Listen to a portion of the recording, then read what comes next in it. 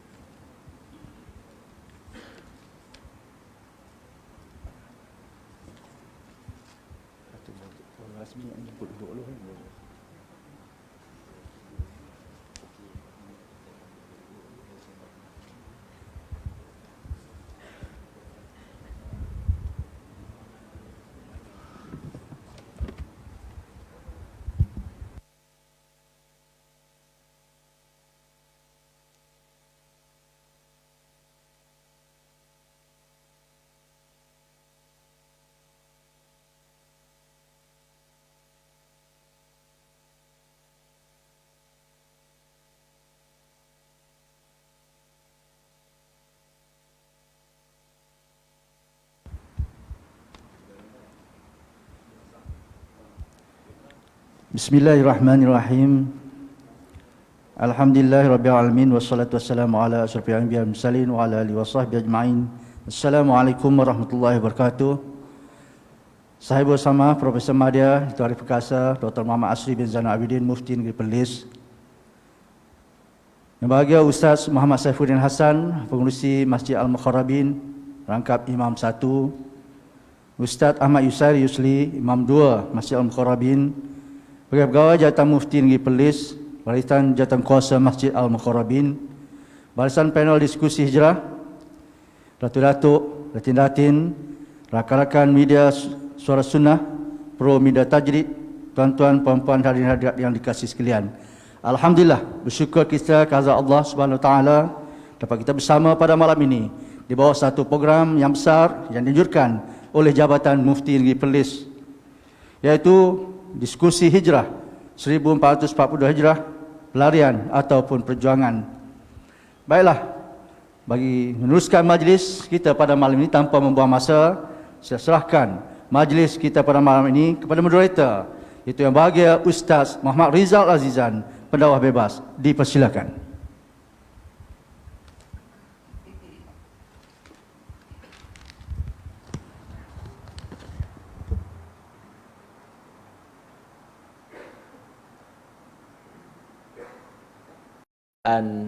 COVID-19 dan SOP yang ketat ini, kita masih diberikan peluang untuk meneruskan salah satu daripada majlis ilmu. Mudah-mudahan keberkatan majlis ilmu ini menjadi asbab kita dilindungi oleh Allah Subhanahu wa taala. Walaupun kita berada dalam keadaan Perintah Kawalan Pergerakan, kehadiran pada malam ini alhamdulillah sehingga keluar daripada kawasan masjid, dan kita duduk dalam keadaan yang telah diperintahkan, iaitu berjarak-jaraklah. Okey. Saya mengalu-ngalukan kedatangan tuan-tuan dan puan-puan jemaah sekalian, terutama sekali kepada panel kita di sebelah kiri saya, sahibus samahah Datuk Dr. Muhammad Asri Zainal Abidin, Mufti Kerajaan Negeri Perlis, yang memang tidak asing lagi dengan kita rakyat Perlis. Dahulu beliau mungkin dianggap asing kerana berasal daripada Pulau Pinang, tetapi kini beliau sudah menjadi berhijrah daripada Pulau Pinang. Pulau Pinang pun negeri orang Islam juga, berhijrah ke negeri Perlis dan sudah ada rumah dan menetap di sini, kan? Dan kita harap ini menjadi Madinah bagi Datuk Doktor. Seterusnya di sebelah mufti kita yang berbahagia Maulana Fakhrul Razi Abdul Rahman, yang kita datangkan khas daripada Perak, Mudir Darul Quran wal Hadith Kuala Kangsar, kalau tak silap saya, atau lebih tepatnya Lubuk Merbau, ataupun mungkin kita pernah dengar Syekh Muhammad Idris Al-Marbawi, kan, pengarang Qamus Al-Marbawi itu daripada asalnya kampung ataupun tempat Maulana sendiri. Jadi kita boleh katakan kawasan ilmu lah di situ. Malam ini kita akan berbincang tentang satu topik diskusi hijrah yang kita tahu kita baru sahaja menyambut sambutan tahun baru, kalender, takwim bagi kita umat Islam, peristiwa hijrah. Kerana kiraan kalender ini diambil berdasarkan kepada tahun Nabi SAW berhijrah. Namun tajuknya agak menarik dan saya akan cuba untuk menarik perhatian tuan-tuan mungkin kepada latar cerita tajuk yang kita pilih pada malam ini, iaitu pelarian atau perjuangan. Maksudnya hijrah Nabi itu satu bentuk pelarian ataupun satu bentuk perjuangan. Mungkin sebahagian daripada kita sudah dapat meneka ataupun mungkin telah terdedah dengan isu yang panas dalam, saya ingat, sebulan dua ini berkaitan dengan kontroversi. Walaupun tujuan forum ini tidaklah untuk membincangkan ucapan itu semata-mata, tapi kita tidak dapat elakkan apabila ucapan daripada salah seorang pemimpin politik tanah air menyebut tentang Nabi Muhammad ini dianggap juga sebagai pelarian di dalam ucapannya di parlimen. Tuan-tuan, kita semua setuju bahawa apabila kita berbicara tentang Nabi, hendaklah kita memikirkan bentuk kata yang sangat baik untuk disandarkan kepada manusia yang paling mulia. Walaupun mungkin kita bersetuju, saya juga mengikuti ulasan daripada yang berusaha saya bersamaha, bahawa perkataan pelarian itu tidaklah salah sepenuhnya dan mungkin tidak bermaksud untuk menghina, tetapi penggunaan pada sesuatu tempat yang tidak tepat itu akan mengundang kontroversi ataupun kekeliruan.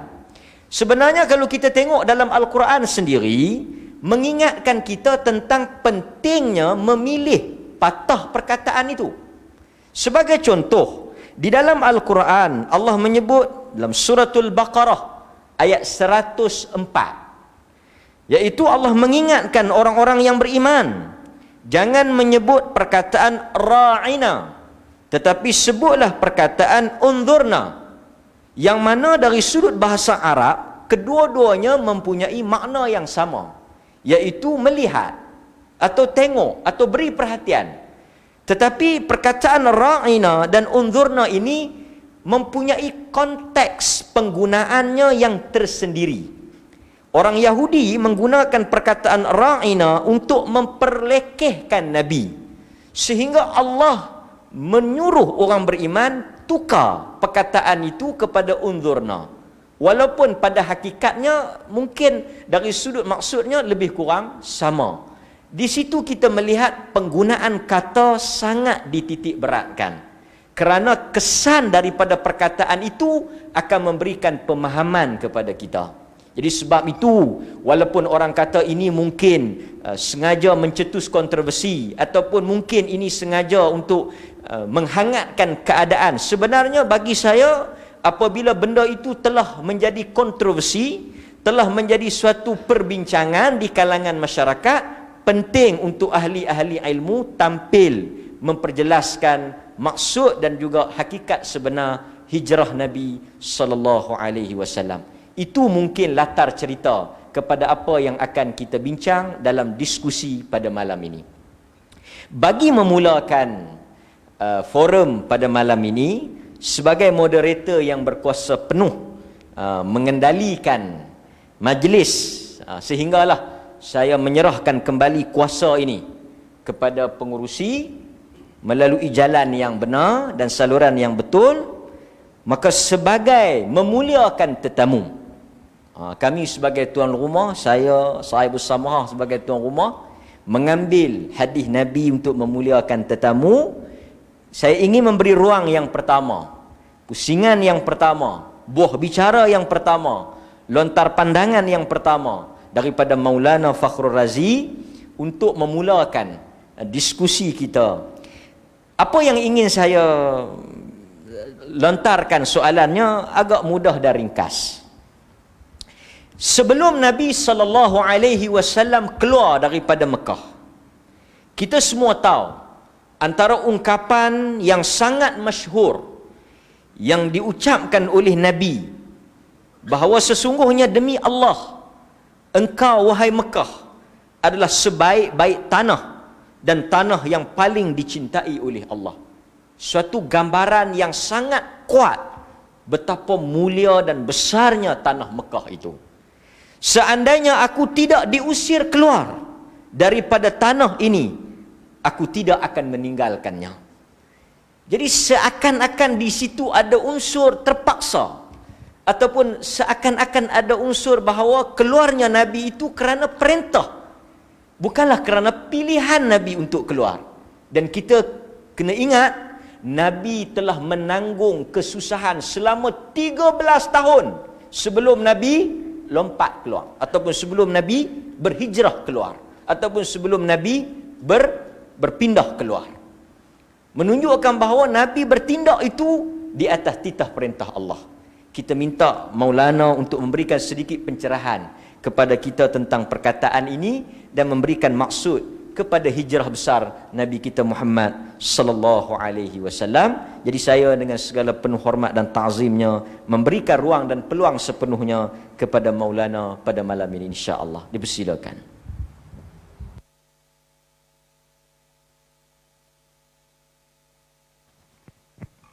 Bismillahirrahmanirrahim. Assalamualaikum warahmatullahi taala wabarakatuh. Alhamdulillah rabbil alamin, nahmaduhu wa nasta'inuhu wa nastahdihi wa nastaghfiruh wa na'udzu billahi min syururi anfusina wa min sayyiati a'malina. Man yahdihillahu fala mudilla lahu wa man yudlil falan tajida lahu waliyyan mursyida. Asyhadu an la ilaha illallah wahdahu la syarika lah wa asyhadu anna Muhammadan 'abduhu wa rasuluh. Allahumma shalli wa sallim wa barik ala Muhammad wa ala alihi wa ashabihi ajma'in. Allahumma rabbi shrah li sadri wa yassir li amri wahlul 'uqdatam min lisani yafqahu qawli. Wala haula wala quwwata illa billahil aliyyil azim. Amma ba'. Yang dihormati tuan moderator, yang dihormati lagi dikasihi sahibus samahah Datuk Mufti, seterusnya kepada hadirin hadirat yang dikasihi oleh Allah Subhanahu wa taala sekalian.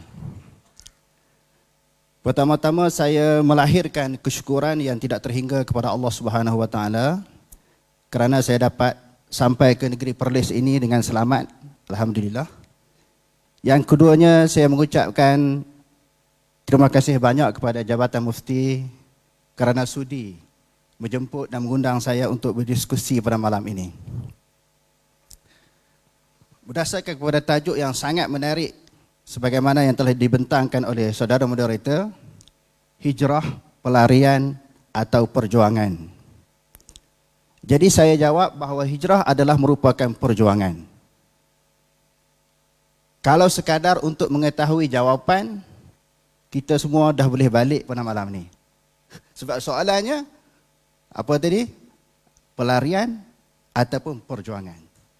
Cuma kita kena tunggu lagi untuk kita mengupas dan mengemukakan dalil-dalil hujah-hujah mengapakah kita menganggap bahawa hijrah itu adalah merupakan suatu perjuangan, bukan merupakan suatu pelarian. Kerana kalau kita memberi jawapan sahaja, dia masih tasyabuh, masih lagi berlaku kesamaran, seolah-olah benda yang sama. Hasil daripada mungkin ada pihak ataupun golongan yang faham hasil daripada tekanan yang begitu dahsyat, siksaan yang begitu perik yang dilalui oleh para sahabat, menyebabkan mereka terpaksa meninggalkan bumi Mekah yang boleh diistilah yang dikatakan sebagai pelarian. Sebenarnya hadirin sekalian, sebelum berlakunya peristiwa hijrah ini, ada tekanan-tekanan, siksaan-siksaan yang lebih dahsyat daripada musyrikin Mekah terhadap para sahabat. Sehingga hadis yang sangat masyhur yang diriwayatkan oleh Imam Bukhari, Khabbab Dia datang bertemu dengan Rasulullah sallallahu alaihi wasallam, dia cari ketika sahabat diseksa, ditekan, diazab dengan begitu dahsyat, dia cari Rasulullah. Nak minta supaya Rasulullah sallallahu alaihi wasallam berdoa kepada Allah. Cari, Rasulullah bersembunyi di balik langsir Kaabah. Dia tengok, oh Rasulullah duduk di sini.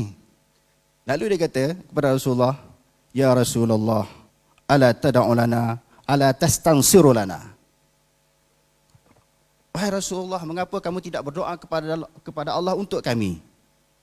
Dan mengapa kamu tidak minta pertolongan kepada Allah supaya kita diberi kemenangan?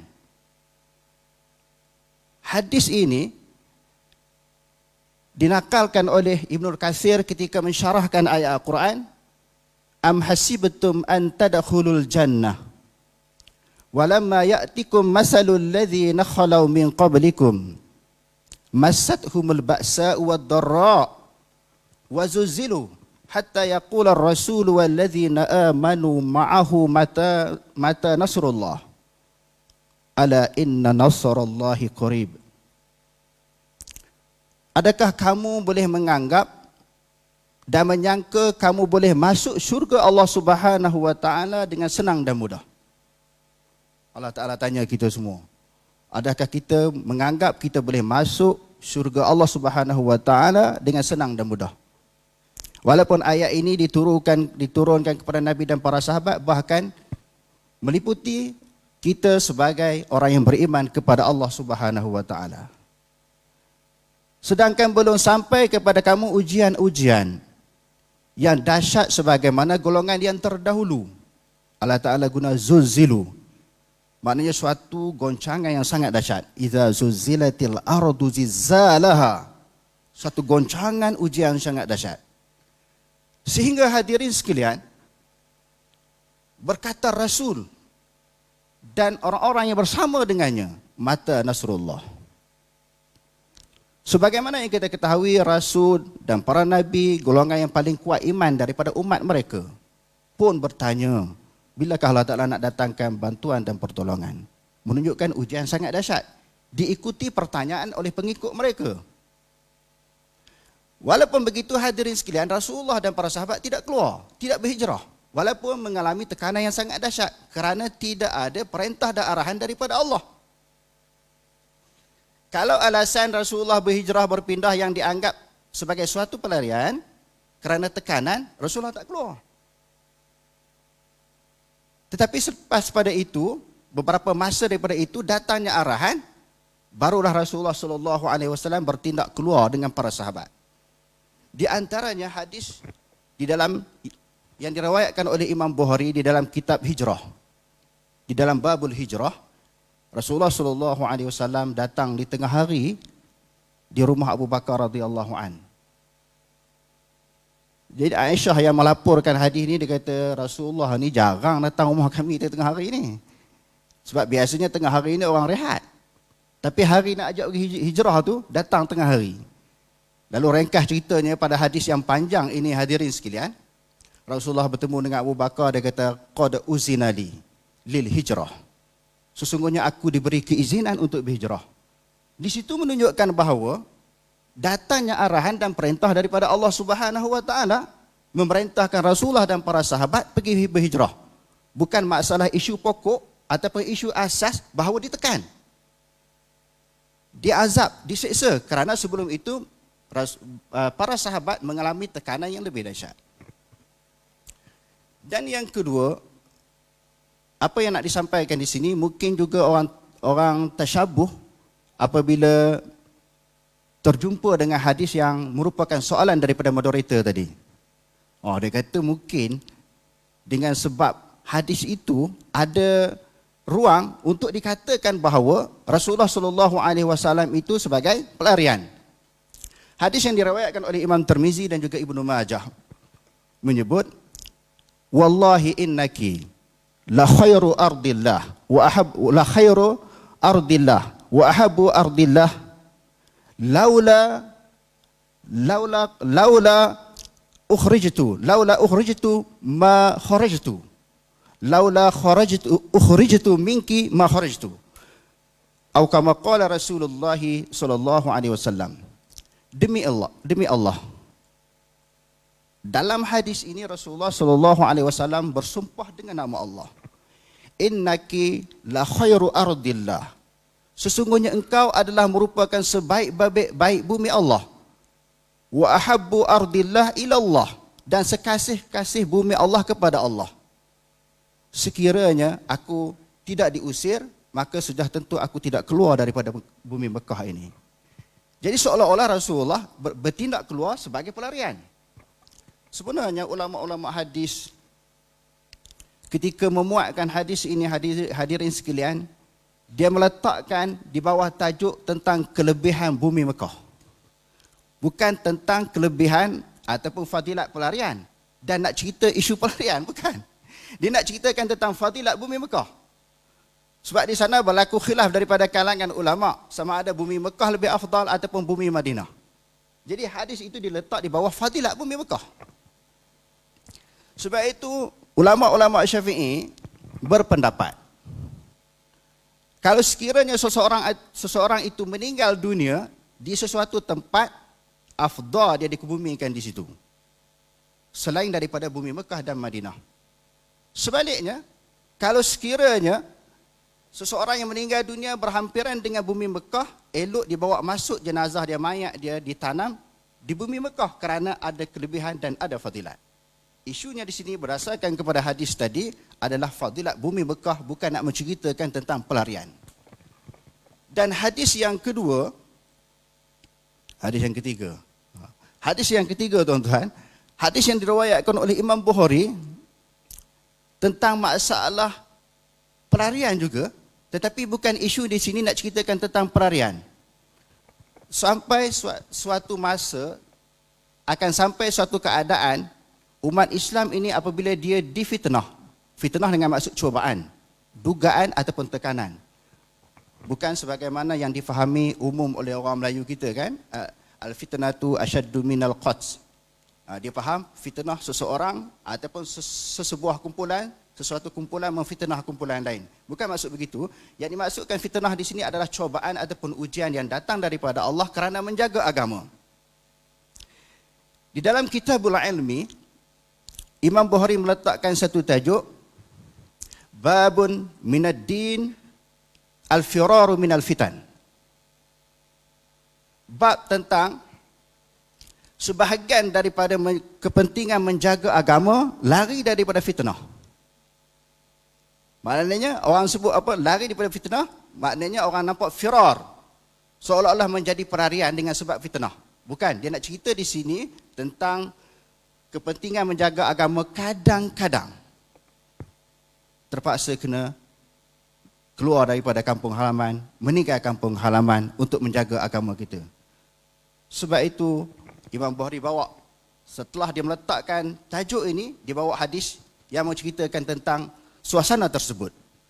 Yushiku an yakuna khaira malil muslim ghanamun yasba'u biha sya'afal jibali wa sya'afal jibali wa mawaqi'al qatri yafiru bidinihi minal fitan.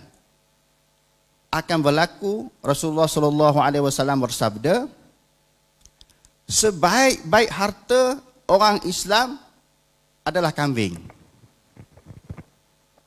Sebab apa Rasulullah sallallahu alaihi wasallam sebut kambing di sini, hadirin sekalian? Kerana pada masa itu majoriti orang Arab, termasuklah para sahabat, dibela kambing dan merupakan suatu perkara, suatu benda, satu aset yang sangat bernilai bagi mereka ketika itu. Jadi dia bawa kambing dia pergi ke puncak-puncak bukit dan tempat dicurahi air hujan.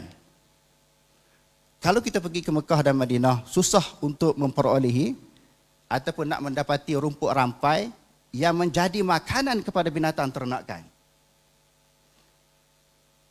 Jadi nak jaga agama ni tuan-tuan, terpaksa pergi keluar daripada rumah lah. Lari daripada rumah, pergi tempat-tempat yang dizonkan ataupun disangkakan adanya sumber makanan kepada binatang. Dan di dalam hadis itu juga menyebut yafiru bidinihi. minal fitan. Dia keluar kerana agama, bukan kerana sebab pelarian semata-mata. Kerana agama. Ulama-ulama nahu pula sebut yafiru bidinihi ya'ni bisababi dinih. Dengan sebab agama dia.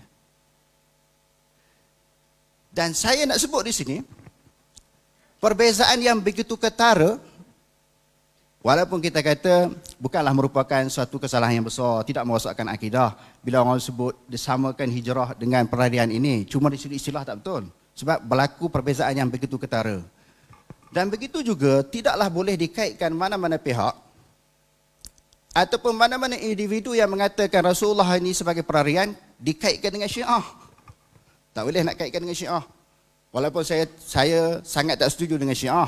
Bukan sahaja dari sudut akidah dia, syariat dia, akhlak dia bercanggah dengan agama Islam. Saya belajar tempat yang adanya Syiah. 2 orang guru saya dibunuh oleh Syiah. Mufti Sami', saya boleh sebut Mufti Sami' dan juga Habibullah Mukhtar. Dr. Habibullah Mukhtar, Muhtamim ataupun pengetua sekolah saya. Di musim bulan Muharram macam ni tuan-tuan, halal darah Sunni. Dia tembak 2 orang guru saya. Lepas dia tembak, lepas tu dia bakar pula dalam van. Termasuk dari yang driver dia pun meninggal dunia dalam keadaan hangus.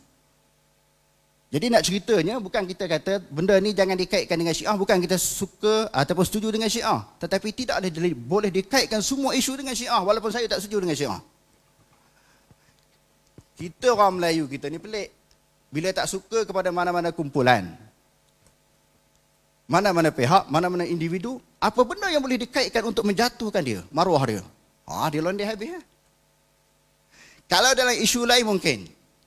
Saya pun ada maklumat. Kalau dalam isu lain mungkin individu yang tertentu boleh dikaitkan dengan Syiah. Tapi dalam isu ni tak boleh.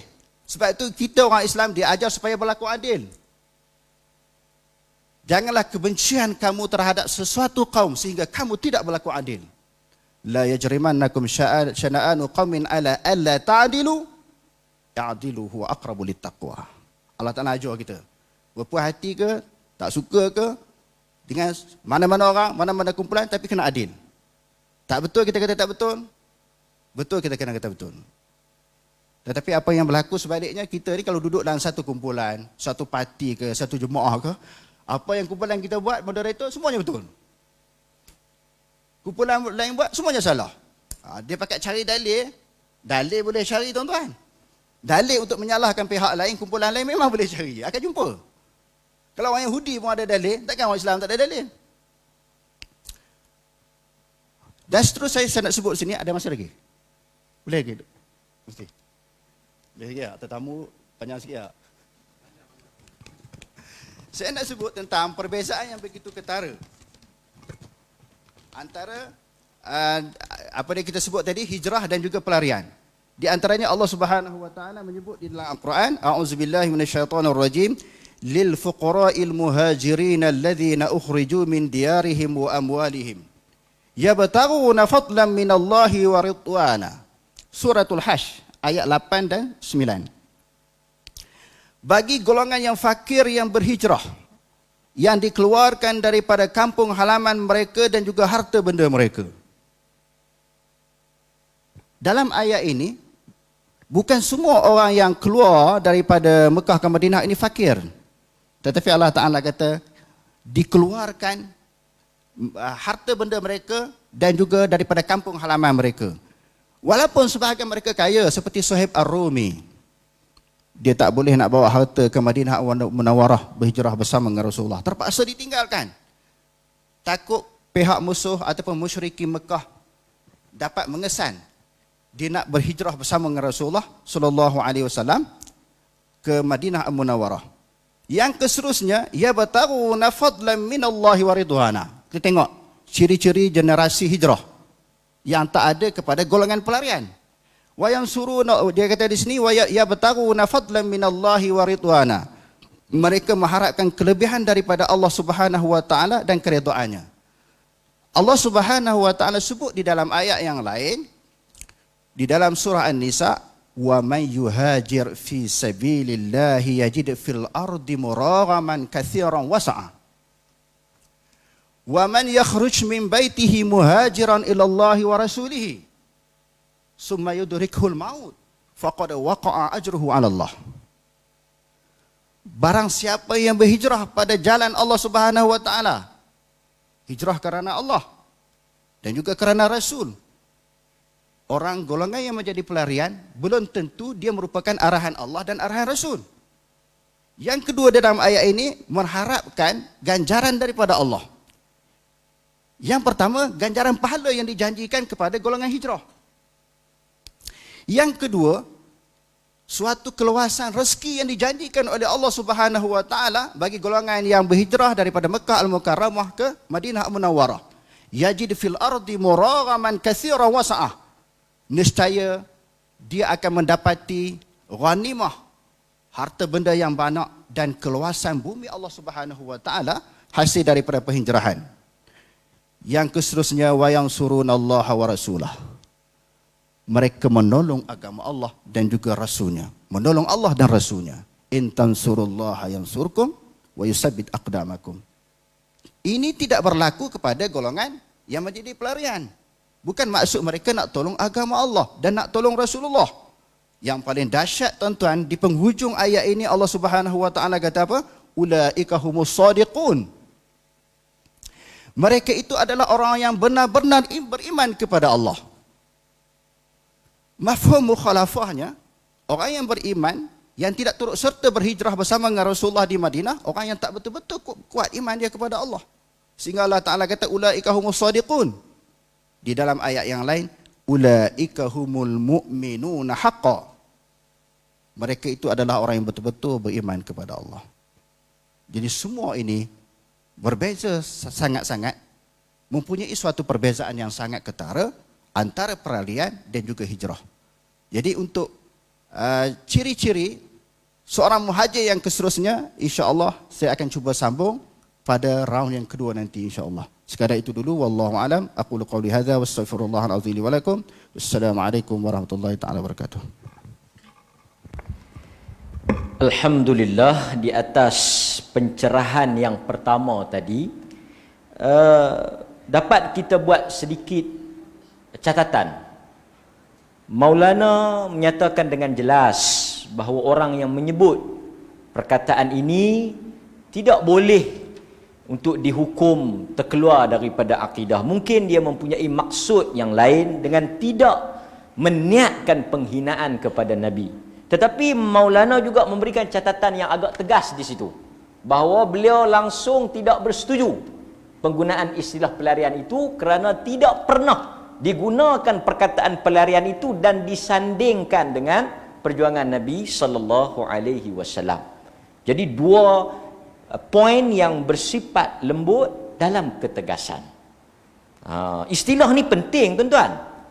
Saya bagi contoh sikitlah sebelum kita nak pergi kepada sahibus samahah kita ni. Umpamanya kan, perkataan ni kalau dia duduk pada tempat yang betul, dia akan bagi maksud yang elok. Saya bagi contoh taib. Kalau kita sebut taib saja, dia membawa maksud konotasi yang buruk lah, najis. Tapi kalau kita pergi ke Kelantan, bisa pergi ke Kelantan, taib ni sesuatu yang sangat lazat. Taib di Perlis tak boleh lah, tapi taib di Kelantan okey.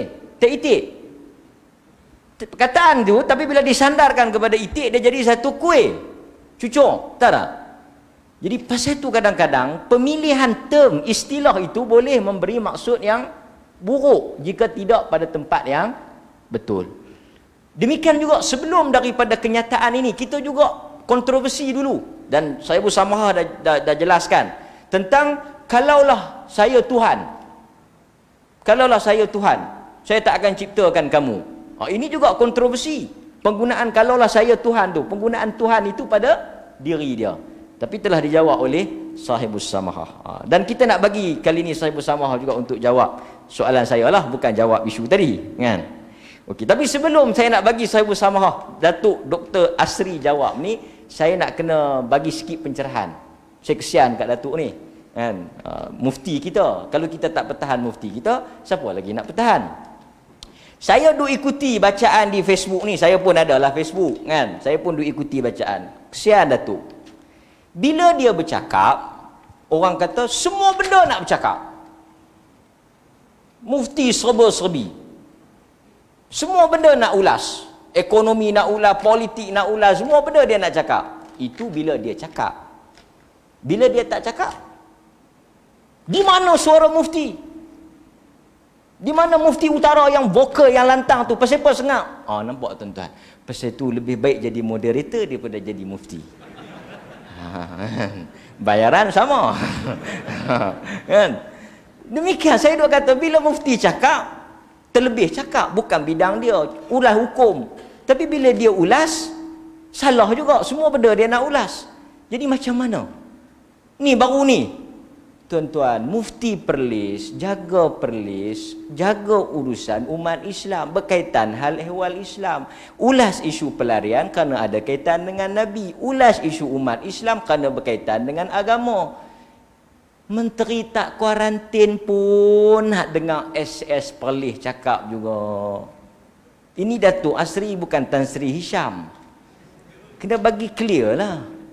Mana ni mufti tak cakap ni, menteri tak kuarantin? Mufti dah cakap, siapa langgar Temko, siapa langgar perintah kawalan, berdosa besar. Tak kira lah menteri ke masuk dalam tu. Bukanlah saya nak bela, tapi saya nak bagi pencerahan sikit kan. Supaya nanti saya boleh jadi moderator lagi. Okey.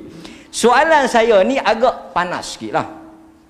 Bila kita sebut hijrah Nabi, bila kita sebut hijrah Nabi, kita tak dapat lari dalam konten, isi kandungan, dalam isi kandungan perjanjian yang menarik, ataupun bila kita baca faktor terbesar Nabi berhijrah adalah faktor penawaran kuasa politik. Apabila orang-orang Madinah menawarkan suatu kuasa politik, satu kedudukan pemerintahan. Sebab sebelum daripada itu, untuk makluman kita semua, Nabi dah berunding dengan banyak pihak. Dan Nabi dah pergi cuba di Taif dan sebagainya, tapi dapat penolakan. Akhirnya di Madinah ada satu ruang untuk Nabi masuk dan mendapat kuasa politik dan pemerintahan. Jadi saya nak minta saya bersama Datuk untuk mengulas sedikitlah bahawa politik kuasa itu, kerajaan itu, mengambil alih kerajaan Madinah itu ke tangan Nabi menjadi antara pertimbangan Nabi. Kita orang Islam mungkin juga kena mengambil kira kuasa politik ni.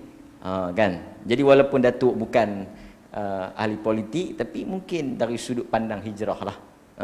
Terima kasih. Silakan Datuk.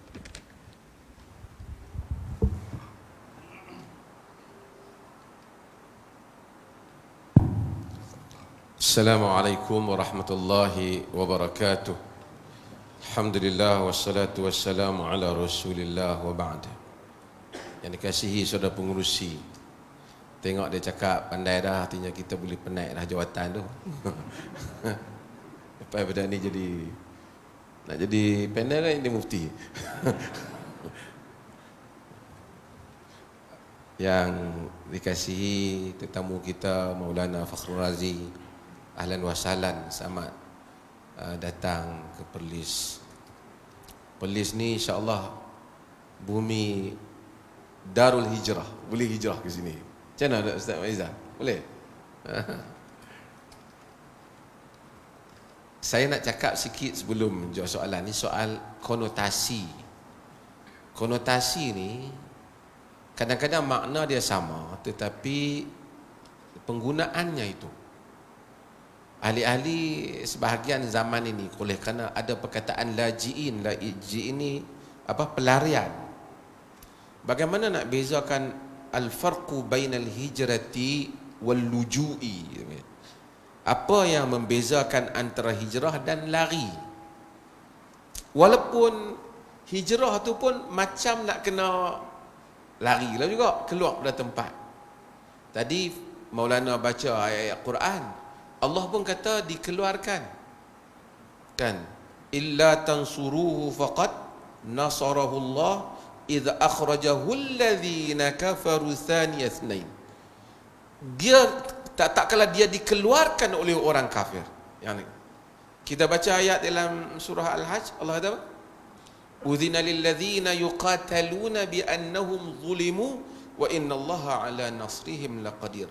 Alladzina ukhriju min diyarihim bighairi haqq. Orang-orang yang dikeluarkan daripada kampung halaman mereka dengan cara yang tidak benar.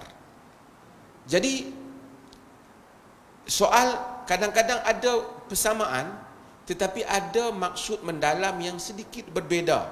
Yang ini yang kita anggap terutama dalam semua bangsa lah. Bangsa Melayu ada kesopanan. Saya, kita cakap kat mak saya. Kita tak cakap, mak, aku nak keluar Ustaz. Walaupun saya dengan aku sama makna, tapi penggunaannya itu beza tempat dia. Itu yang saya sebut dulu apabila isu ni timbul. Saya kata sebab itu Allah suruh bezakan istilah. Ya ayyuhalladzina amanu la taqulu ra'ina wa qulu unzurna wasma'u. Wahai orang-orang yang beriman, jangan kata ra'ina, kata unzurna. Dua-dua makna sama. Tapi oleh kerana ra'ina Yahudi gunakan untuk kata orang yang bengap, orang yang apa, dia gunakan ra'ina untuk merujuk kepada bahasa lain supaya dia boleh panggil bahasa tu. Walaupun Arab faham macam lain, dia faham macam lain. Allah kata avoid, elakkan istilah itu. Ini penting. Kita pun istilah pada tempatnya. Kan cakap mungkin ada benda yang bangsa itu dia tak banyak. Macam Arab ana. Orang Melayu saya lagi. Aku lagi. Beta lagi. Cek banyak kan. Macam satu masjid tu, saya pernah ceritakan tuan-tuan.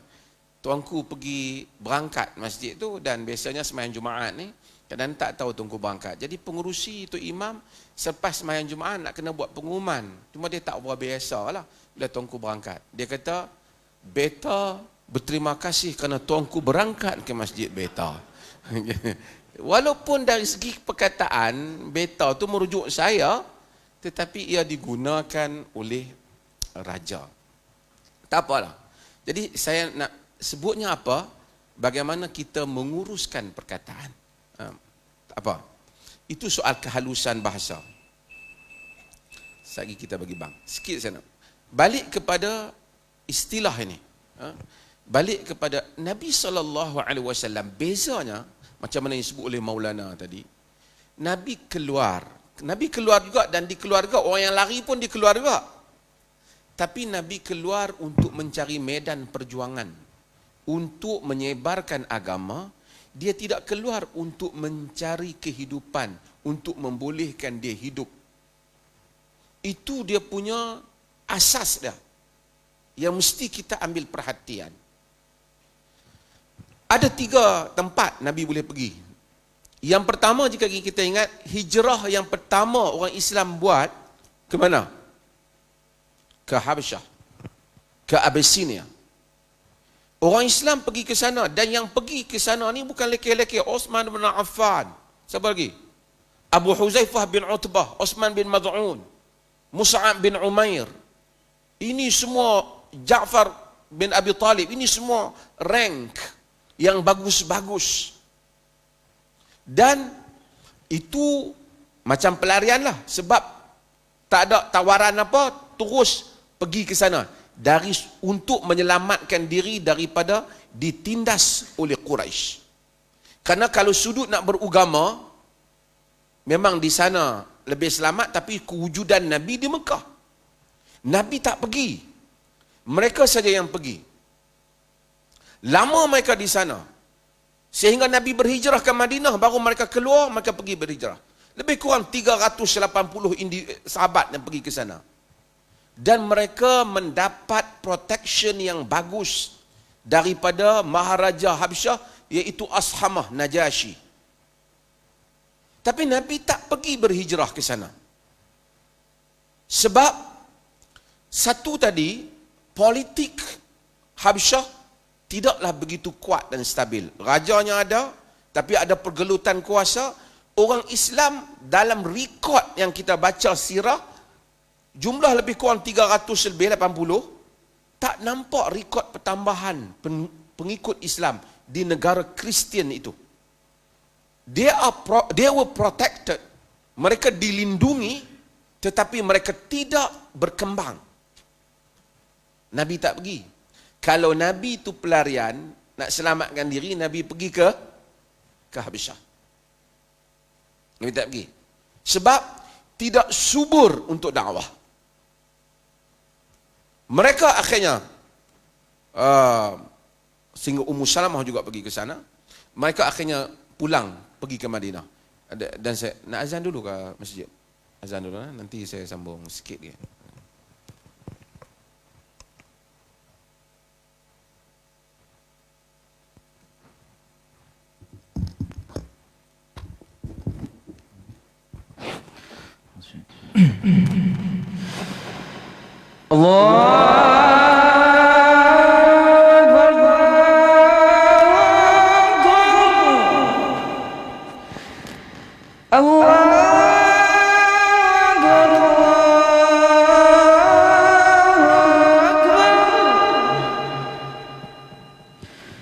أشهد أن لا إله إلا الله أشهد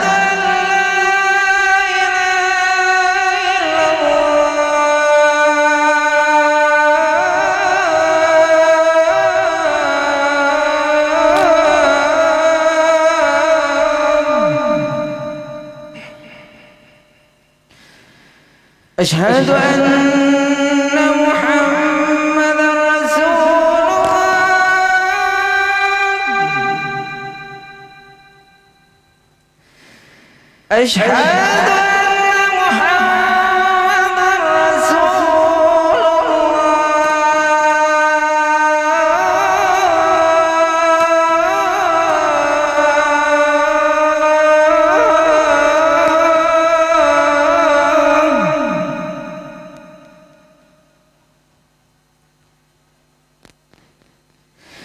حي على الصلاة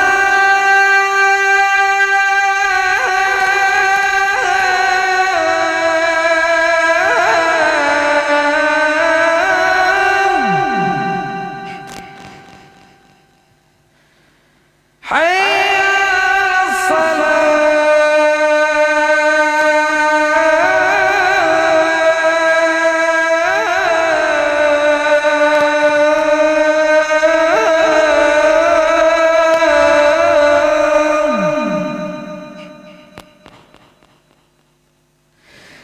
حي على الفلاح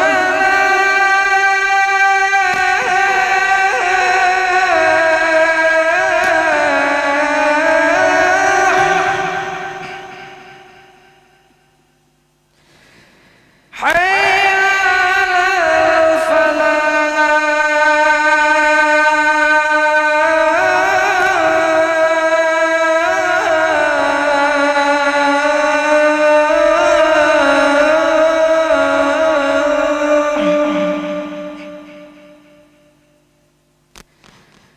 الله أكبر الله أكبر لا إله إلا الله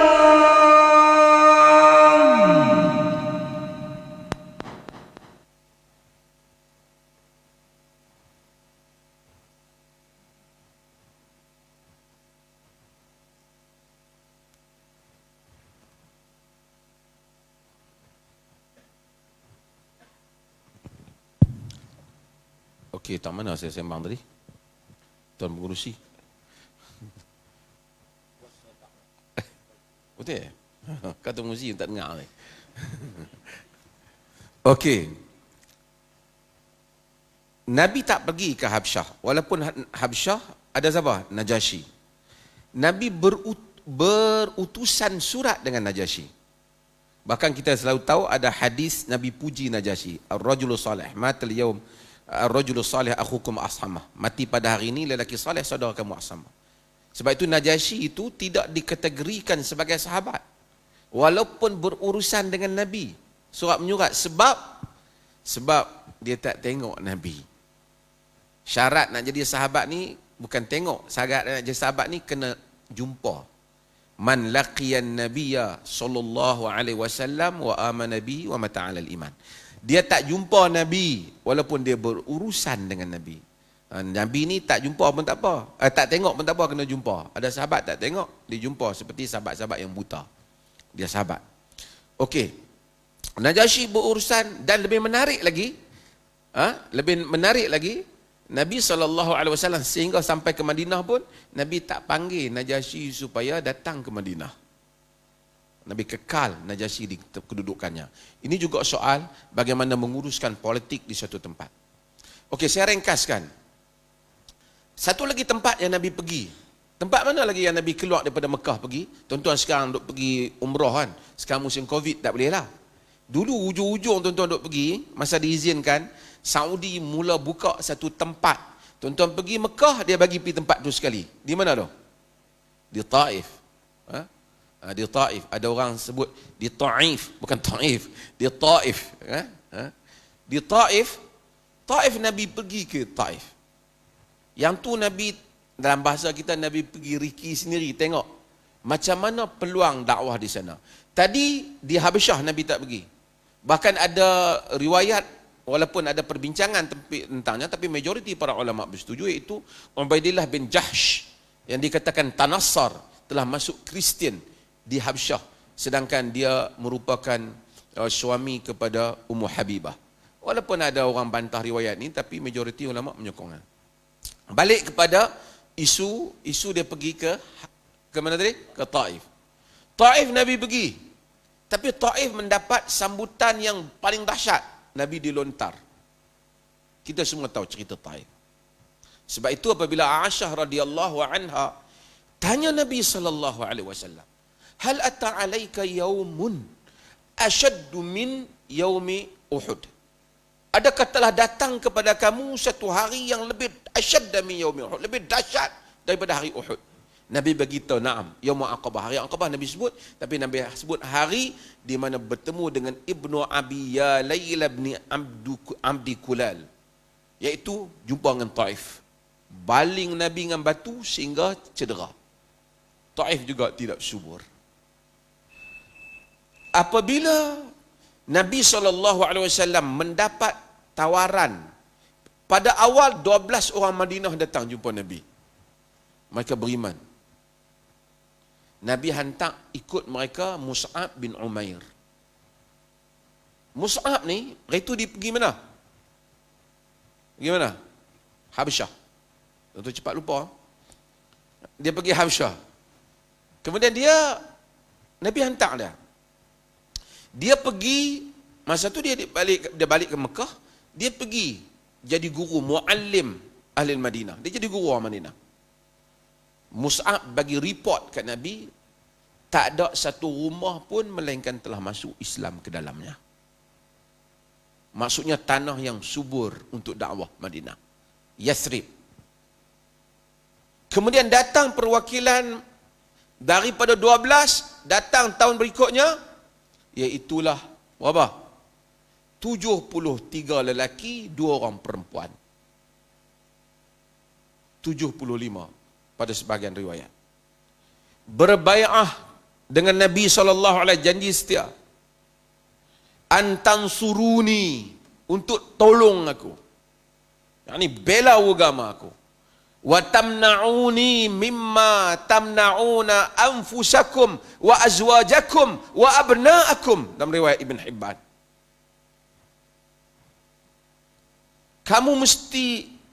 Kamu tolong aku. Kamu pertahankan aku seperti mana kamu mempertahankan diri kamu, isteri-isteri kamu, anak-anak kamu. So Nabi pergi sana invited. Apa dia? Di atas jemputan. Dia bukan pelarian lah. Macam Maulana Fakhrul Razi mari sini lah. Dia mari di atas jemputan. Bukan pelarian.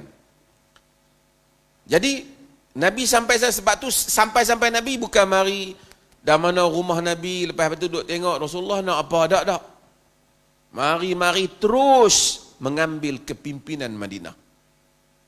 Ini memang betul-betul satu penghijrahan untuk tadi yang Ustaz Marizal kata, mengambil kuasa.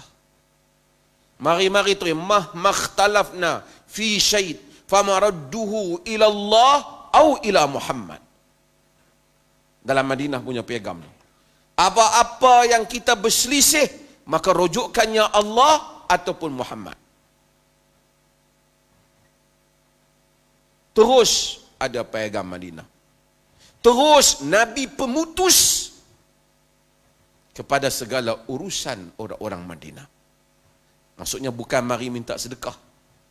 Mari untuk ditabalkan.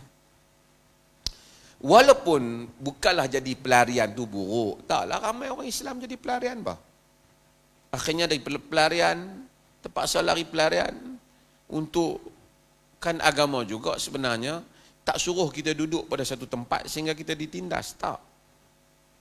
Tapi artinya, pentingnya Nabi melihat bumi yang subur untuk memerintah, untuk berkuasa, untuk membolehkan Islam berkembang. Dan ini mungkin nanti dalam diskusi yang lain saya dah sebut. Ini sangat-sangat kita kena faham orang Islam ni. Politik ni dia soal strategi. Kalau nak ikut Nabi, kalau pi Habsyah mungkin raja jemput ni lebih bagus. Tapi tak. Soal strategi masa depan. Dan Allah jadikan ini pengajaran. Sayyidina Umar walaupun bijak dalam politik, tapi dia tentulah tidak sebijak Nabi. Sebab itu apabila Nabi buat perjanjian Hudaibiyah, saya selalu sebut hal ni. Perjanjian Hudaibiyah. Perjanjian Hudaibiyah tu setelah orang Islam pakai umrah. Pakai apa? Pakai ihram. Pergi sana, sahabat semangat, rindukan Mekah. Tadi Maulana Fakhrul Razi baca hadis yang diriwayatkan oleh Imam Tirmizi. Bagaimana Nabi dikeluarkan. Bilal tu kena lanyak di Mekah. Kena Islam. Tapi bila pergi Madinah, demam, rindu Mekah.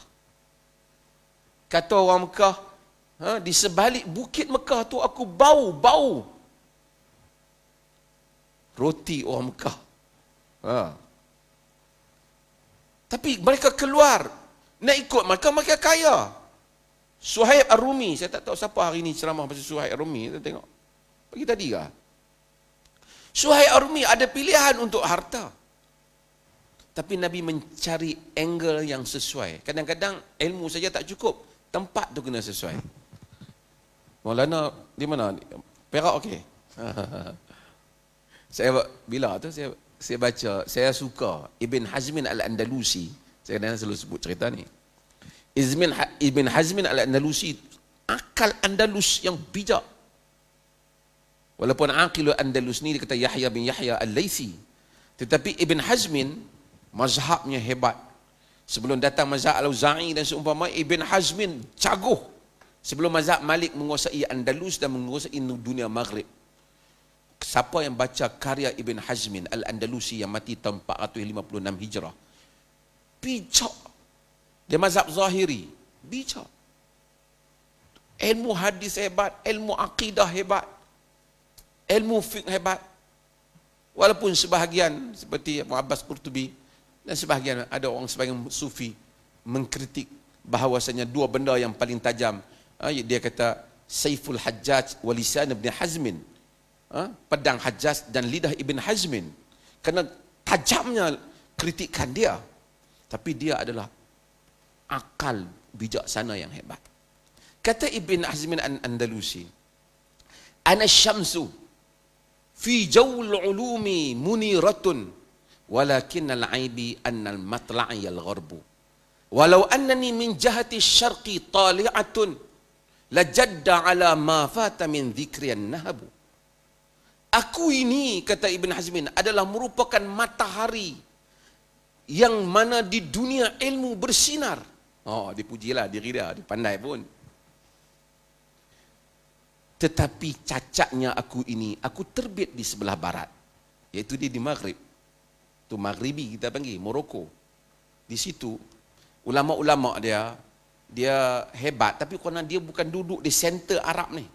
Jadi jago-jago hak hebat ni disebut di sini, disebut di Iraq, disebut di Hijaz, tak disebut di Maghrib. Walakinna aibi anna matla'iyal gharbu. Cacatnya aku kerana aku terbit di sebelah barat. Walau annani min jihati syarqi tali'atun. Kalaulah aku ini terbit di sebelah timur, nescaya orang akan berlumba-lumba. Lajadda ala ma fata min dhikriyan nahabu. Nescaya manusia akan berlumba-lumba, berebut-rebut ambil ilmu aku. Kadang-kala posisi itu penting. Nabi mengambil hitung soal posisi ini. Apabila Sayyidina Umar tengok perjanjian ini, setelah pakai baju ihram, pagi sana bincang dengan Suhail bin Amr, dahlah buat perjanjian. Suhail tak mau tulis bismillah. Nabi tulis uktub bismillah. Kata Suhail bin Amr, la nadri ma bismillahirrahmanirrahim. Aku tak tahu apa bismillahirrahmanirrahim. Wakil Quraisy. Uktub bismikallahumma. Tulis dengan namamu ya Allah. Nabi setuju. Sayyidina Ali berat hati, tak mau. Mula-mula tulis perjanjian baina Suhail bin Amr wa Muhammad Rasulullah. Suhail kata, kalau kami kata kau Rasulullah, tak payah buat perjanjian ni. Muhammad bin Abdullah. Sayyidina Ali tak mau. Berat. Dan sebagian riwayat kata Nabi tanya, tang mana tu? Sebab Nabi tak membaca. Dia kata, Nabi pedam. Tak apa, tulis macam yang dia mau.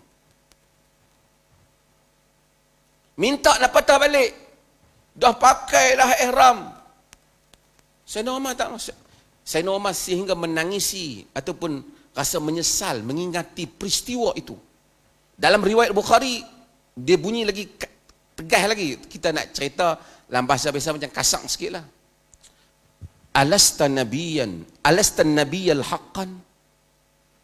Tak, kau ni bukan nabi yang betul ya? Dia tanya Nabi.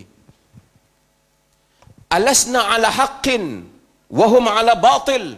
Tidakkah kita di pihak yang benar, mereka di pihak yang salah? Alaysa qatlana fil jannah wa qatlahum fin nar. Tidakkah yang mati di kalangan kita masuk syurga, yang mati di kalangan mereka masuk neraka? Dia tanya Nabi. Nabi semua jawab, bala, ya, bahkan. Alama nu'ti ad-diyanata fi dinina wa narji' walamma yahkumillahu bainana wa bainahum. Habis itu kenapa kita nak mengurangkan kedudukan kita? Kita nak balik sedangkan Allah tak putuskan lagi siapa yang menang dan kalah. Nabi kita, ya benar Khattab, wahai anak Al-Khattab. Inni Rasulullah, aku Rasulullah. Walan yudayyi'ani Allahu abada. Tuhan tak sia-siakan aku. Nak bagi Umar faham. Umar pergi kat Sayyidina Abu Bakar, ulang ayat yang sama. Abu Bakar kata, wahai Umar, dia Rasulullah. Sahabat pun macam tu juga. Politik ni panas. Tak bersetuju. Tapi Nabi mengambil kira, menghitung nafas panjang. Akhirnya Islam dalam tempoh itu menguasai. Saya bukan nak cerita itu, tapi saya nak cerita, politik is not about istilah, nama ataupun sempena-sempena. Ia berkaitan dengan penguasaan dan bagaimana menguasai keadaan. Itu penting untuk kita belajar dalam ilmu siasah. Hak kata pandai siasah tu, dia marah orang lain cakap. Dia kata dia pandai. Pandai-pandai dia pun hilang juga kan. Tapi begitulah sebenarnya siapa pun. Cuma macam nak ulah yang Ustaz Mat Rizal kata, dia kata mufti tak boleh lah cakap bidang politik, bidang mereka. Saya bukan cakap parti mereka. Saya bercakap yang kaitan dengan Islam. Kalau macam tu kaedah dia, orang politik jangan cakap benda agama. Jangan duk pi ulah hijrah ke apa pelarian ke. Jangan duk ulah. Dia ulah agama boleh pula. Agama bagi mufti ya ulah. Dia nak ulah jugalah. Tapi tak apalah, berkelahi dengan depa tu pun tak guna lah. Cuma saya sebut bahawasanya ini politik ialah soal bagaimana strategi menguasai keadaan yang membolehkan tujuannya apa? Allazina immakkannahum fil ard. Apa dah sama dah? Aqamus salah wa atau zakah wa amaru bil ma'ruf wa nahu 'anil munkar. Orang yang kami berikan kedudukan di atas muka bumi, mendirikan salat, lagi menunaikan zakat, menyuruh pada yang ma'ruf, mencegah daripada yang munkar. Walillahi aqibatul umur. Pada Allah kembali. Sorry pengusi. Okey, jangan letak lagi. Jangan letak lagi. Boleh. Okey. Pasal dia tengah panas ni. Okey. Sat lagi kita bagi, oleh kerana tadi kita bagi mula Maulana, kita bagi Maulana juga akan tutup dengan kepanasan tu. Oleh kerana itu saya nak terus kepada mufti ni sebab dia tengah panas. Dia kalau panas kita bagi berhenti ni dia boleh rosak enjin. Kan momentum tu kita dapat. Nanti Betul kita ke tu? bagi. Okey. Dan saya nak sebab tadi saya sebut kan. Saya pun ni on the spot punya ni lah. Kita setujulah, kita bukan nak bertengkar isu politik, tapi mufti sebut tadi sulh Hudaybiyah berkait dengan bacaan politik yang panjang. Bacaan politik yang panjang yang mana orang yang mungkin tak dapat melihat seperti Umar, dia melihat satu kerugian. Kita tengok dalam isu, satu dua isu, minta mufti kita yang bagi pandangan. Saya ingat benda ni kita kena sebut jugalah. Isu seperti papan tanda. Penggunaan papan tanda. Sebelum daripada papan tanda itu penggunaan tulisan Jawi. Yang mungkin pada bacaan sebahagian orang ia isu kecil. Tetapi pada pandangan sebahagian orang ia sebagai satu cabaran ujian untuk test market. Karena di sana ada bacaan yang lebih panjang. Mungkin mufti ada bacaan tersebut. Saya nak tanya, ada bacaan lain tak? Kan? Sebelum saat lagi bacaan itu ditutup terus oleh Maulana. Boleh? Kan? Kita dengar bacaan mufti dalam isu ini. Mungkin isu tulisan yang 3 muka menutup isu negara. Mungkin mufti ada rahsia isu di sebalik tabir. Kita dengar malam ni. Kan? Hadirin dan hadirat yang dirahmati Allah. Siapa yang belajar fiqh dia akan tahu hukum ni kadang-kala kita hukum benda yang jelas. Min jihatil wujub, satu lagi min jihatil adam. Kita hukum benda yang ada, satu lagi kita hukum benda yang tak ada. Maslahah disebabkan ada, maslahah disebabkan tidak ada. Contohnya apa? Contohnya Islam larang beberapa perbuatan yang perbuatan tu taklah salah, tapi jika ada perbuatan itu boleh membawa kepada bahaya yang lain. Dia panggil saddu zara'i' ataupun saddu zari'ah. Dia melihat kepada ma'al. Umpamanya kita bagi pedang kepada orang yang duduk tengah marah nak bunuh orang. Kita kata aku tak bunuh orang, dia main minta kat aku. Kita tak boleh bagi. Pasal kita tengok kecenderungan dia. Walaupun asalnya bagi pisau pada orang boleh jadi nak pinjam. Sebab tu itu ada hukum bab menjual senjata ketika peperangan, menjual anggur bagi orang yang diketahui nak buat arak dan seumpamanya. Melihat kepada ma'al, melihat kepada kecenderungan. Sayyidina Abu Bakr Siddiq radhiyallahu anhu, dia pernah dipertikaikan oleh Sayyidina Umar tentang tindakannya memerangi orang yang tak bayar zakat. Sayyidina, walaupun boleh ditafsirkan lagi orang yang tak bayar zakat ni, berlaku kontroversi perbincangan akademik tentang orang yang tak bayar kepada khalifah. Dia kata mungkin dia bayar sendiri, dia nak bayar sendiri.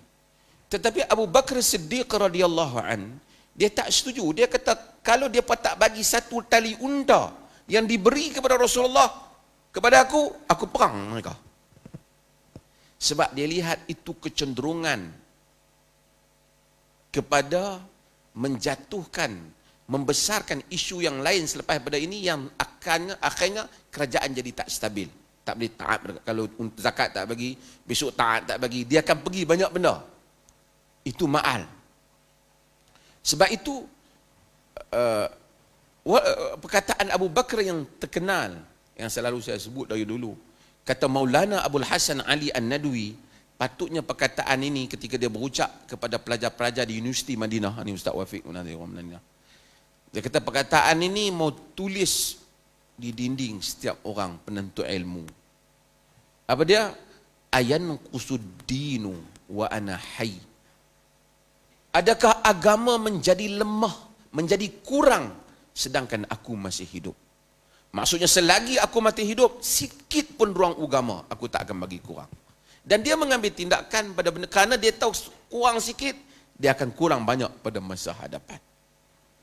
isu-isu seperti yang disebut ni bukanlah isu Jawi, bukan. Yalah, kita ada tulis. Kalau orang tanya saya, budak-budak kita dah boleh kafar, maknanya dia tak boleh Jawi pun tak apa. Dia dah boleh baca, yang penting dia boleh baca Quran. Dia boleh baca tulisan Arab. Tulisan Jawi hak moden ni pun kadang-kadang tak sama dengan tulisan Arab tu. Kadang-kadang dia jadi confuse balik. Tapi saya bukanlah sokong wajibkan orang bukan Islam atau bukan Melayu baca. Tapi kita lihat di sudut kenapa pemberontakan hal itu berlaku.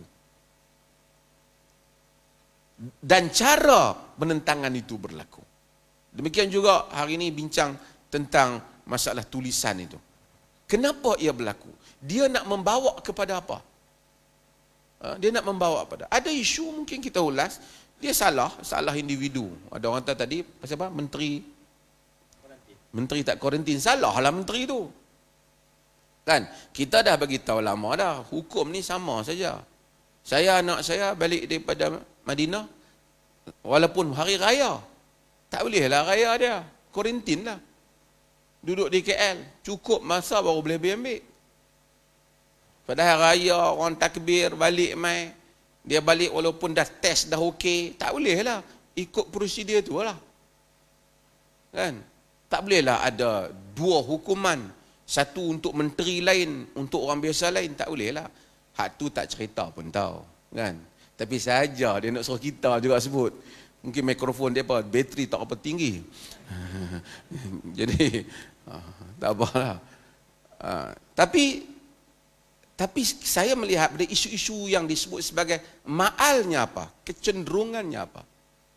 Kecenderungan itulah yang kadang-kadang dibaca oleh sebahagian politik, dan politik pun ijtihad, bukanlah qat'i. Jadi apabila kita baca, kita ulas yang ni dia pi bahaya. Jadi kita kena cakap, hak ni padan Ustaz Mak Rizal bagi dengan siku pun okey dah kot. Kan? Tak payah bubuh cabai lagi kot atas. Macam itulah. Wallahu ta'ala. Okey, nampaknya kena ada diskusi yang kedua. Kan? Okey, balik kepada Maulana. Oleh kerana kita dalam SOP, kita tidak mahu melengahkan masa dan memberi ruang yang agak panjang. Sebagai kesimpulan akhir kepada diskusi kita pelarian atau perjuangan, jelas kepada kita Nabi SAW menyatakan tidak ada lagi hijrah selepas daripada pembukaan kota Mekah. Keluar Nabi daripada Mekah, kemudian tawan semula, membuka semula Mekah, tetapi jihad dan niat. Sebagai pesanan dan wasiat serta pandangan daripada Maulana, apakah hijrah kepada umat Islam sekarang, terutama kita dalam negara Malaysia hari ini, apa hijrah yang sesuai dan sepatutnya kita buat? Kerana untuk hijrah perjuangan perang seperti Nabi, mungkin tak ada ruang untuk kita di Malaysia. Jadi saya beri ruang sepenuhnya kepada Maulana untuk memberikan kesimpulan dan wasiat kepada kita semua penuntut ilmu pada malam ini. Dipersilakan. Bismillahirrahmanirrahim. La hijrata ba'dal fath walakin jihadun wa niyatun. Itu terjemahan daripada soalan yang dikemukakan oleh saudara moderator tadi. Tidak ada penghijrahan selepas pembukaan kota Mekah, tetapi jihad, perjuangan dan niat yang ikhlas masih lagi wujud yang perlu diteruskan. Maknanya dengan kata yang lain, penghijrahan yang wajib sebagaimana yang berlaku kepada Rasulullah sallallahu alaihi wasallam dengan para sahabat daripada Mekah ke Madinah Al-Munawwarah, tidak ada lagi arahan daripada Allah Ta'ala, tetapi perjuangan itu perlu diteruskan. Sebelum itu, saya nak mengulas tentang hadis tadi dan sekaligus menutup majlis diskusi kita pada malam ini. Tadi Datuk Mufti ada sebut tadi, dan saya pun selalu juga kedengaran kritikan-kritikan itu berlaku kepada diri saya. Contohnya orang politik sebut, macam ustaz ni orang mengajar orang agama, mengajar Quran hadis, sudahlah, jangan nak sebut isu-isu politik. Dan disebut pula saya ni tidak haraki. Tak tahulah istilah haraki tu dia orang ambil di mana. Kita pun tak faham kan. Cuma saya nak tambah sikit lagi daripada apa yang Datuk Mufti sebut tadi. Maknanya orang politik pun tak bolehlah cakap isu agama sebab dia orang politik. Saya nak tambah satu lagi. Orang politik pun bila nak bercakap isu agama, dia kena ada tauliah. Sebab agama ini, sesiapa yang nak menyebarkan agama Islam ini, sama ada secara live ataupun mengajar masjid, surah dan masjid kena ada tauliah. Saya nak cadangkan kepada kerajaan sekarang ini, supaya setiap penceramah politik yang baca ayat Quran dalam pentah-pentah politik, baca ayat Quran ke, hadis Nabi ke, cerita ma'al hijrah ke, dia juga kena ada tauliah. Sebab itu kita nak sebutkan bahawa pentingnya kuasa politik. Tetapi pentingnya kuasa politik, kuasa itu digunakan oleh Rasulullah SAW untuk mengukuhkan, menyebarkan, menguat agama Islam. Bukan kita dapat kuasa menyebabkan Islam itu jadi lemah. Yang tu kita tak nak. Kita memang mengharapkan ada perubahan. Saya nampak mana-mana kerajaan pun, sama ada, minta maaf lah tadi Mufti pun dah sebut kan, BN ke, PH ke, PN ke, kita nak kena bagi ruang, kelonggaran kepada pendakwah-pendakwah sunnah ini untuk menyebarkan maklumat ilmu. Kerana apa yang kita sebarkan berasas, berfakta dan berdalil. Tetapi apa yang berlaku, walaupun berlaku perubahan kerajaan demi kerajaan, tetapi sunnah tidak mendapat tempat di dalam masyarakat untuk menyebarkan agama. Apatah lagi kalau disebut isu tauliah ini, penceramah, pendakwah secara online pun nak dikenakan tauliah. Saya malah nak ulas panjang sebab sahabat-sahabat sebut jangan. Nanti dulu, tak apa saya biar surut dada dulu. Saya malah nak ulas panjang lah, biar dulu apa yang berlaku. Sekarang ni itu sekadar cadangan. Dan apabila disebut tentang perjuangan, sebagaimana hadis yang dibacakan tadi, dia perjuangan ini ataupun jihad yang disebut di dalam hadis itu bukan semata-mata menjurus kepada perjuangan yang melibatkan persenjataan dan pembunuhan. Sebab itu dia ada hadis yang lain. Bila ada di kalangan sahabat bertanya kepada Rasulullah SAW, orang berjuang kerana nak tunjuk berani. Orang berjuang kerana nak dia mengangkat puak ataupun kaum keluarga dia. Yang mana satukah yang dianggap sebagai fi sabilillah? Lalu Rasulullah SAW bersabda, "Wa man qatala litakuna kalimatullahi hiyal 'ulya fahuwa fi sabilillah." Barang siapa yang berjuang. Bukan diterjemahkan barang siapa yang membunuh. Barang siapa yang berjuang pada jalan Allah untuk memastikan tertegaknya agama Allah Subhanahu wa taala di atas muka bumi ini, dianggap sebagai fi sabilillah. Sebab di dalam hadis yang lain, jahidul musyrikina bi amwalikum wa anfusikum wa alsinatikum. Hendaklah kamu berjuang berhadapan dengan orang-orang musyrikin ini, sama ada dengan harta benda kamu ataupun dengan diri ataupun nyawa kamu dan juga lisan-lisan kamu. Apa yang dilakukan oleh sebahagian daripada kalangan umat Islam yang berdakwah, menyebarkan ilmu Islam, sebahagian daripada jihad dan sebahagian daripada perjuangan. Dan yang terakhir saya nak sebut, bila disebut perjuangan, bila disebut memperjuangkan agama Allah Subhanahu wa taala, selalu juga kedengaran orang menyebut hendaklah kita berjuang mengembangkan agama Islam itu secara keseluruhannya. Ya ayyuhallazina amanu dukhulu fis silmi kafah wa la tattabi'u khutuwati syaitan innahu lakum aduwwum mubin. Wahai orang yang beriman, hendaklah kamu masuk kepada ajaran Islam itu keseluruhannya. Jadi ada orang kata kita kena tegakkan Islam secara syumul. Jadi kita tak nafikan individu mana yang mampu menegakkan Islam secara syumul. Kumpulan mana, organisasi mana, parti mana yang dapat menegakkan agama Islam ini secara syumul, secara menyeluruh. Jawapannya tidak ada, tuan-tuan. Oleh kerana itu, kita kena meraihkan mana-mana individu dan kumpulan-kumpulan yang menyebarkan dakwah berdasarkan kepada posisi, kedudukan, keadaan masing-masing. Kerana kemampuan kita terbatas. Walaupun kita nak tegakkan Islam secara menyeluruh, sebagaimana yang dilakukan oleh Rasulullah dan juga para sahabat, tetapi kemampuan kita sangat-sangat terbatas. Macam saya secara kebetulan, Alhamdulillah Allah Ta'ala kurniakan saya mengendalikan, mengurus sebuah sekolah. Kita mengajar, kita bagi penerangan, memahamkan pelajar-pelajar kita tentang Al-Quran dan Sunnah. Dan saya tak mampu buat macam orang lain. Orang lain buat sikit, orang ni buat sikit. Maknanya kita bergabung. Wa ta'awanu 'alal birri wat taqwa wa la ta'awanu 'alal ismi wal 'udwan. Tolong menolonglah kamu di atas dasar ketakwaan, kebaikan dan ketakwaan. Jangan kamu nolong di atas dasar dosa dan juga kekejian. Jadi oleh kerana itu, apabila kita menyedarkan kita tak mampu nak buat semua dan jangan tinggal semua, di waktu yang sama kita kena meraihkan mana-mana individu kumpulan yang berusaha menegakkan agama Allah Subhanahu wa taala berdasarkan kepada posisi, keadaan, kemampuan masing-masing. Kullu ya'malu ala syakilati. Tetapi sebaliknya tidak berlaku di dalam negara kita daripada kalangan pendakwah, tidak meraihkan kerja Islam yang dibawa oleh pihak lain. Dan yang terakhir, saya berterima kasihlah kepada Sahibul Samaham, Datuk Mufti dan juga Jabatan Mufti, kerana di Malaysia ni ada 14 buah negeri yang satu-satunya saya ada tauliah. Sebab tu kadang-kadang terfikir nak hijrah sini, saya rasa. Kadang-kadang terfikir. Ada negeri-negeri yang tertentu bila dijemput saya berceramah, ini yang terakhir saya nak sebut. Sampai di pertengahan jalan dekat-dekat nak sampai dah, ada pihak pengurusan telefon kata, "Ustaz, jangan sampai, jangan datang. Majlis dibatalkan kerana ada orang nak tangkap Ustaz." Jadi masalah tauliah ini menjadi satu penghalang untuk kita menyebarkan agama Allah Subhanahu wa taala. Kita mengharapkan kerjaan yang baru ini mempertimbangkan semula mana-mana orang yang dapat mengajak masyarakat yang bersumberkan, berdalilkan kepada Quran dan Sunnah ini dipermudahkan untuk memperoleh tauliah. Kerana di dalam waktu yang sama juga maklumat-maklumat yang tidak bertapis, ajaran sesat, penyebaran maklumat palsu dan sebagainya, maknanya berkembang begitu meluas sehingga tidak tertapis.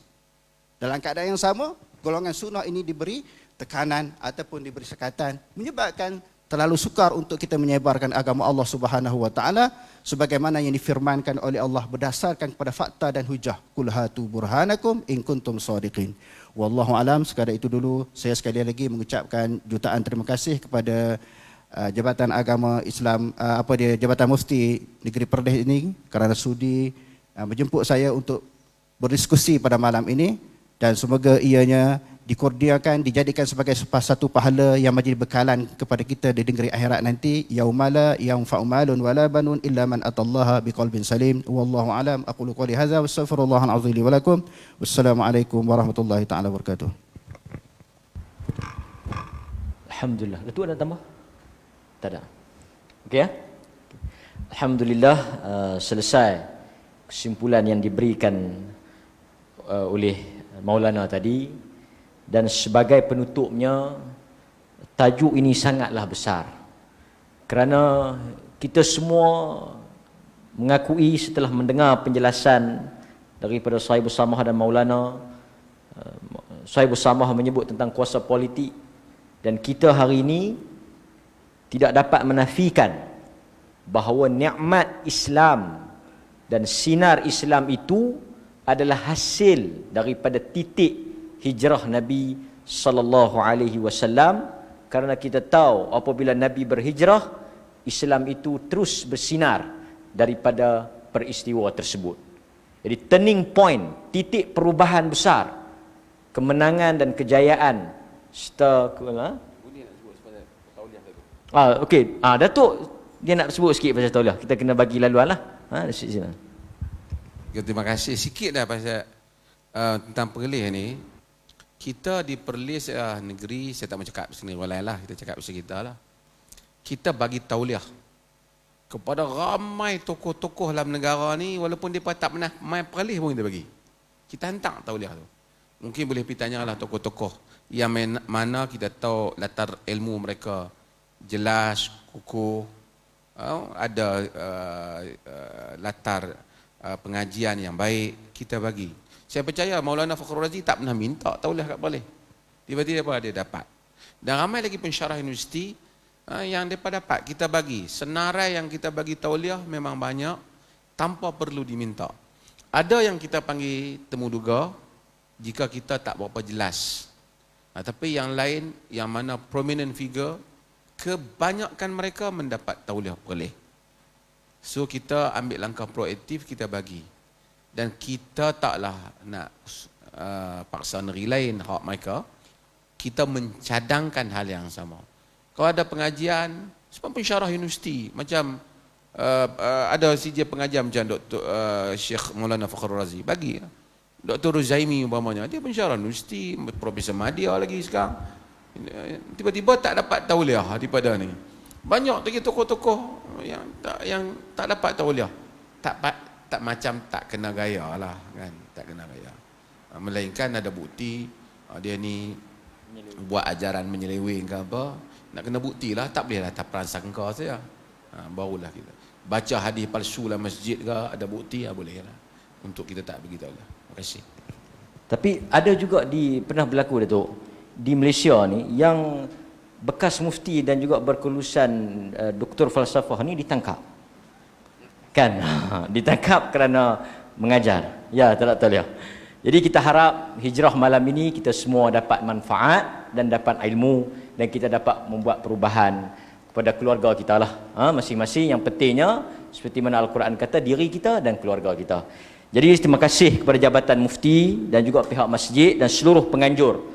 Tersalah dan tersilap, kita mohon ampun dan maaf kepada Allah, dan juga insya-Allah dalam siri-siri yang akan datang kita akan tambah baik untuk manfaat kita bersama. Jadi saya serahkan balik kepada pengurusi majlis untuk atur cara yang berikutnya. Sekian, saya mohon maaf kepada semua sepanjang saya mengendalikan diskusi pada malam ini. Terima kasih.